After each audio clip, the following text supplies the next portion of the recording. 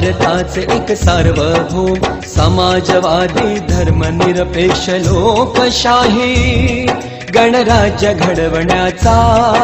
व त्याच्या सर्व नागरिकास सामाजिक आर्थिक व राजनैतिक न्याय विचार अभिव्यक्ती विश्वास श्रद्धा व उपासना यांचे स्वातंत्र्य दर्जाची व संधीची समानता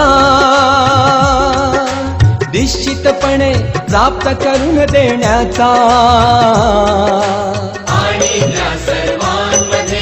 व्यक्तीची प्रतिष्ठा व राष्ट्राची एकता आणि एकात्मता